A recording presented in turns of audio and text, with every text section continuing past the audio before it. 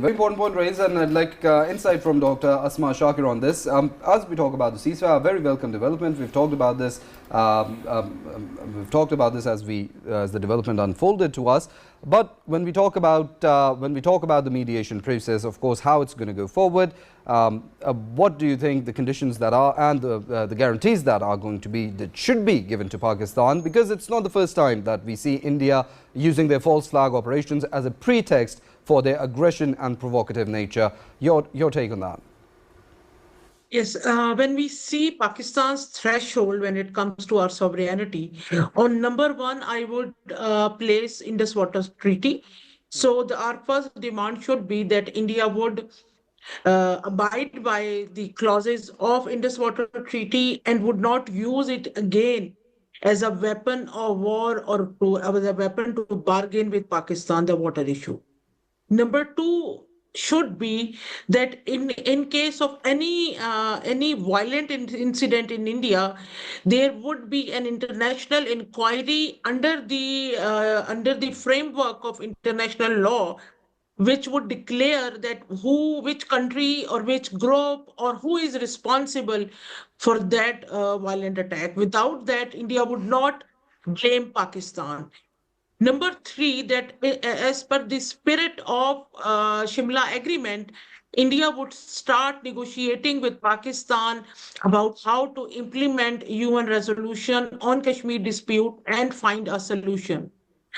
This current episode, thanks to Mr. Modi, this current episode of security situation in South Asia during past few weeks should make the world realize that conflict management is an outdated technique of conflict management only. But I'd like to add, what about the revocation of Article 370 and 35A? That also was a unilateral and illegal step taken by India back in 2019. Yes, very well rightly pointed out. That would be included in our talks on Kashmir.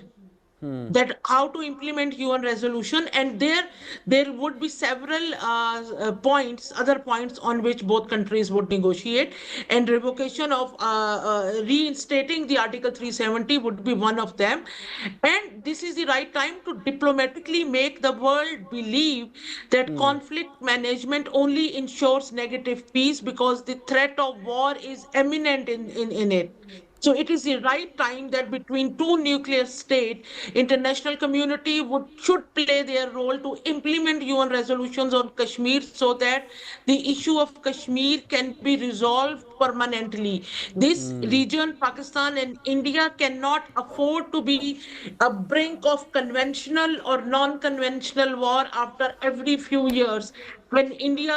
I think India has some memory loss, because after every few years, India forgets that how Pakistan fixed them during last limited conflict between the two states. And then they want to refresh their memories about Pakistan's preparedness, military excellence, tactical superiority. And then after that, again, they are on this time-taking path. I fully agree with my colleague, Ms. that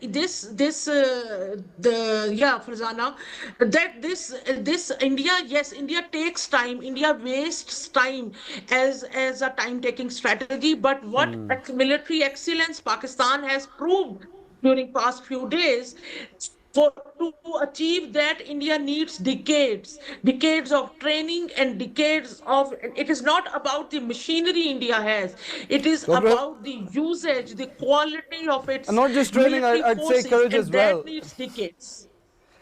They don't just need training, they need courage as well, because what we saw, the professional readiness, how the operational readiness, and of course the effective response by the country's security forces.